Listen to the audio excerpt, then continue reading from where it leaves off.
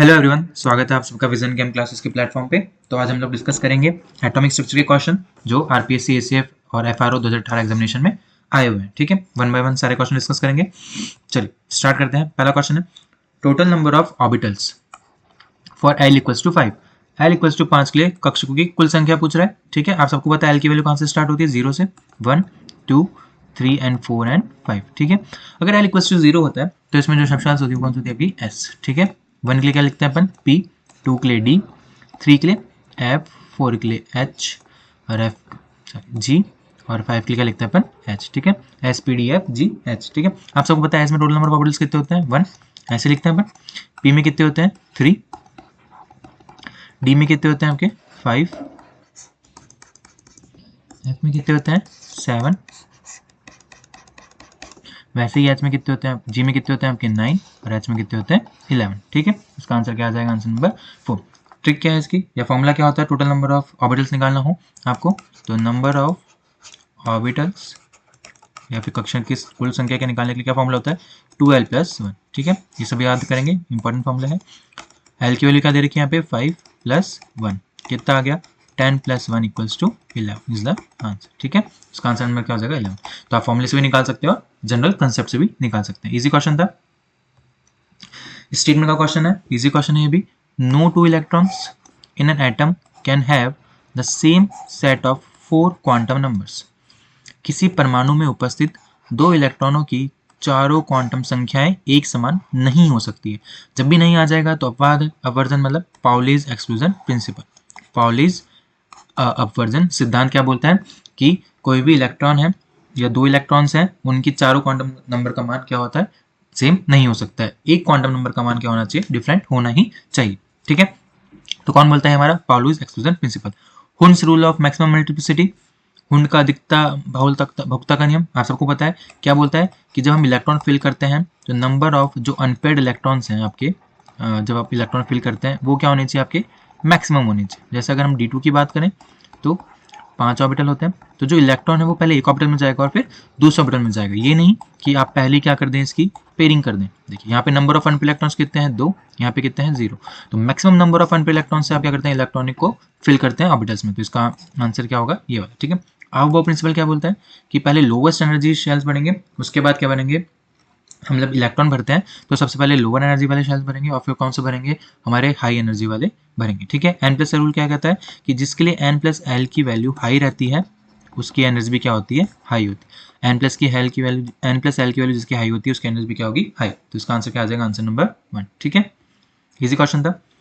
If all in all energy sub levels for which sum of n+l is less than 5। क्या बोल रहा है कि n+l की वैल्यू क्या करनी है आपको, 5 से कम रखनी है। तो टोटल नंबर ऑफ ऑर्बिटल्स बताने, उन सभी ऊर्जा उपस्तरों जिनके लिए n+l का योग किससे हो, 5 से कम हो, कुल कक्षों की संख्या क्या है। ठीक है, आप सबको पता है, आपने जब एनर्जी फिल करते हैं आपने देखा होगा, पेयर बनाते हैं 1s 2s 2p, 3 के लिए बनाएंगे तो हम 3s 3p और 3d, और 4 के लिए बनाएंगे तो हम 4s 4p और 4d। हमने ये बना लिया। ठीक है, अब क्या बोल रहा है, n+l का मान किससे कम रखना है, 5 से कम रखना है। तो इसके लिए n+l का मान 5 से कम है, क्यों, s के लिए वैल्यू कितनी होती है, 0, p के लिए 1 और d के लिए कितनी होती है आपकी, 2। ठीक है, देखिए 2s के लिए भी 5 से कम रहेगा, 2p के लिए भी रहेगा, 3s के लिए भी कम रहेगा और 3p के लिए भी रहेगा, लेकिन 3d के लिए कितना हो जाएगा मान, 5 हो जाएगा। तो इसको हम कंसिडर नहीं करेंगे। ठीक है, 4s के लिए भी मान क्या रहेगा, 5 से कम रहेगा, क्योंकि इसकी वैल्यू क्या रही, 4 + 1 0 4। 4p के लिए मान बढ़ जाएगा, कितना हो जाएगा 5, और 4d के लिए कितना हो जाएगा 6। तो इसको हम कंसिडर नहीं करेंगे। किस किस को कंसिडर करेंगे, 1s को, 2s को, 2p को, 3s को, 3p को और 4s को। ठीक है, तो s के लिए नंबर ऑफ ऑर्बिटल्स कितने होते हैं, 1, फिर s के लिए 1, p के लिए 3, s के लिए 1, p के लिए 3, s के लिए 1। टोटल कितने हो गए, 5 3 4 5 6 7 8 9 3 1 4 5। ठीक है, टोटल कितने हो गए, 10। तो आंसर क्या आ जाएगा, इसका आंसर नंबर 4। आगे समझ में, तो आपको क्या करना है, आपको अरेंज करना है पहले और फिर देखना है कि किसका n+l का मान कम है और उसको सीधे काउंट कर लेना है। ठीक है, s के लिए नंबर ऑफ ऑर्बिटल्स 1 होते हैं इसलिए 1 लिखा है, और p के लिए कितने होते हैं, 3, तो इसलिए 3 लिखा है। ठीक है, टोटल करेंगे हम, कितना आ जाएगा, 10। इजी क्वेश्चन था। नेक्स्ट क्वेश्चन क्या पूछ रहा है, वापस से वही पूछा है, क्वांटम नंबर l = 4 किसके लिए रेफर होता है। तो आप सबको पता है 0 1 2 3 4। क्या लिखते हैं अपन, s p d एफ और जी। तो 4 के लिए क्या यूज़ करते हैं अपन? जी। तो आंसर क्या आ जाएगा? Answer number 3। इजी क्वेश्चन था। अगर एच के लिए आता तो एच के लिए क्या यूज़ करते हैं हम? 5। 5 के लिए क्या यूज़ करते हैं? एच। ठीक है। Next question, which of the following is correct order of increasing energy? निम्नलिखित में से परमाणुिक कक्षों की बढ़ती हुई ऊर्जा का सही क्रम। तो कौन सा रूल पूछा है इसने? N plus L rule. N plus L rule क्या कहता है कि एन प्लस एल की वैल्यू जिसकी हाई होगी तो उसकी एनर्जी का भी वैल्यू क्या होगी? हाई। ठीक है। अगर किसी केस में एन प्लस एल की वैल्यू 2 के लिए क्या आ जाती है आपके लिए? सेम आ जाती है, तो इस केस में हम क्या देखेंगे कि एन का मान क्या होना चाहिए? ज़्यादा होना चाहिए। उस केस में एन का मान ज़्यादा होगा तो उसकी एनर्जी की वैल्यू क्या होगी? आपकी हाई होगी। ठीक है। कब होगा? जब एन प्लस एल की वैल्यू दो लोगों के लिए सेम आ जाए। ठीक है। फर्स्ट ऑप्शन स्टार्ट करें। 4d, 4 प्लस डी, डी के लिए कितना लिखते हैं? 2, कितना है? 6, 4 प्लस पी 1, कितना है? 5, 4s के लिए 4, 3d के लिए 5। यहाँ गड़बड़ हो गई, देखिए यहाँ 5 आ रहे हैं, यहाँ 4, तो आंसर पहला नहीं हो। 3d स्टार्ट करें। 3, डी के लिए कितना होता है? 2, कितना क्या? 5, 2s 3s, यहीं गड़बड़ हो गई, आंसर नहीं। सेकंड देखें, 3p कितना है? 4, 3s 3, 2p 3, 2s के लिए 2 और 1s के लिए 1, सही जा रहा है। अब देखिए यहाँ पे भी 3 वैल्यू आ रही है और यहाँ पे भी 3 वैल्यू आ रही है, लेकिन एन की वैल्यू कहाँ है? यहाँ पे 3 है और एन की वैल्यू यहाँ पे क्या है? 2। तो आंसर क्या हो जाएगा? Answer number 3। मैंने भी बताया अगर एन प्लस एल की वैल्यू सेम आती है तो उसकी वैल्यू, उस एनर्जी की वैल्यू हाई होगी जिसके लिए एन का मान क्या होगा? ज़्यादा होगा। तो आंसर क्या हो जाएगा? Answer number 3। इजी क्वेश्चन था। नेक्स्ट क्या पूछा? Is an which of the following orbital in an atom is most penetrating? Most penetrating कौन सा है? शाब्दिक भेदी। तो आप सब हैं जो न्यूक्लियस के पास होता है सबसे ज़्यादा पेनिट्रेटिंग पावर किसकी होती है? एस की, फिर पी की, फिर डी की और फिर एफ की। किसका ऑर्डर है ये? Penetrating power. ठीक है। तो सिंपल क्वेश्चन था, इजी आंसर। इसका आंसर क्या आ जाएगा? Answer number 1। तो आपको याद रखना है पेनिट्रेटिंग पावर किसकी ज़्यादा होती है? एस की, फिर पी की, फिर डी की, फिर एफ की। ठीक है। क्या पूछ रहा है? Orbital diagram in which the Hund's rule of maximum multiplicity is violated. जो वॉयलेट कर रहा है किसको? हुन्स रूल को। जिसमें हुन के बहुगता नियम की पालना नहीं हो रही है। ठीक है। नहीं हो रही है मतलब आपने सबने पढ़ा कि maximum number of unpaired electrons निकालने। देखिए यहाँ पे सब में 2 इलेक्ट्रॉन फिल है, हम इसको नहीं छेड़ेंगे, हम किसको छेड़ेंगे? लास्ट वाले को। तो यहाँ पे क्या है? कितने इलेक्ट्रॉन है? 3, तो हम मान लीजिए P3 है ये। ठीक है। यहाँ पे कितने इलेक्ट्रॉन है? P4, तो ये P4 को रिप्रेजेंट कर रहा है, ये भी P3 को रिप्रेजेंट कर रहा है और ये P5 को। तो ठीक है। अब देखिए P5 को रिप्रेजेंट करने का तरीका सही है क्योंकि पहले एक एक इलेक्ट्रॉन फिल होंगे और फिर पेयरिंग होगी, तो ये सही है। P3 एक एक इलेक्ट्रॉन दिए, सही है। P4 एक एक इलेक्ट्रॉन दिया और फिर वापस पेयरिंग होगी, सही है।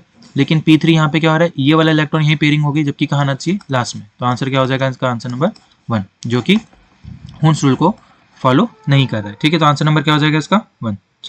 नेक्स्ट क्वेश्चन देखें, ये भी इजी क्वेश्चन है। Valential electron of sodium has the quantum number. तो सोडियम में जो वैलेंशियल इलेक्ट्रॉन्स होते हैं उनके क्वांटम नंबर क्या हमें पूछ रहा है? तो सबसे पहले आपको सोडियम का इसमें एटॉमिक नंबर पता होना चाहिए, कितना होता है? 11। इलेक्ट्रॉनिक कॉन्फ़िगरेशन लिखेंगे हम 1s2, 2s2, 2p6 और 3s1। ठीक है। तो ये वैलेंशियल इलेक्ट्रॉन है। देखिए n की वैल्यू क्या है? यहाँ पे 3 है। s के लिए l की वैल्यू क्या होती है? 0। m की वैल्यू l 0 है तो m की वैल्यू भी क्या होगी यहाँ पे? 0। और s की वैल्यू क्या हो सकती है? +½ या फिर -½ ठीक है। सारी वैल्यू आ गई। ऑप्शन देखिए, n = 2 गलत, n = 3 सही है, l = 0 सही है, m = 0 और s की वैल्यू क्या आ जाएगा? Answer number 2। थर्ड गलत है क्योंकि l की वैल्यू क्या है यहाँ पे? 2, l की वैल्यू क्या है? 2, तो ये भी ठीक है। तो आंसर नंबर क्या आ जाएगा? इसका आंसर नंबर 2। लास्ट क्वेश्चन देखें, what is the total number of orbitals associated with the principal quantum number n = 3। तो टोटल नंबर ऑफ ऑर्बिटल्स पूछ रहा है, जब n की वैल्यू क्या है? 3, तो इसका फॉर्मूला होता है टोटल नंबर ऑफ ऑर्बिटल्स निकालने के लिए क्या होता है? n²। ठीक है, याद रखेंगे सब। तो 3 का स्क्वायर करेंगे तो क्या आ जाएगा? 9। आपको ऐसे भी नहीं निकालना है तो आप कैसे निकाल सकते हैं? 1s2, 2s2 ऐसे करके भी निकाल सकते हैं। n = 3 है तो क्या होता है आपके पास? 3s, 3p और 3d, यही होता है आपके पास। तो देखिए s में कितना ऑर्बिटल होते हैं? 1, p में 3 और d में 5। टोटल करोगे इसका कितना आ जाएगा आपका? 9। तो आंसर क्या हो जाएगा? Answer number 3। तो ये वाला फॉर्मूला याद रखना है टोटल नंबर ऑफ ऑर्बिटल्स निकालने के लिए, n = n²। ठीक है। तो ये आपके सारे क्वेश्चन थे एटॉमिक स्ट्रक्चर के, जो आरपीएससी ने ACF और FRO एग्जाम में पूछे थे 2018 में। ठीक है। फर्स्ट ग्रेड और सेकंड ग्रेड में भी इसी टाइप के क्वेश्चन पिछली बार भी पूछे हैं। किसी भी क्वेश्चन में आपको डाउट हो तो कमेंट सेक्शन में आप कमेंट करके पूछ सकते हैं। Thank you.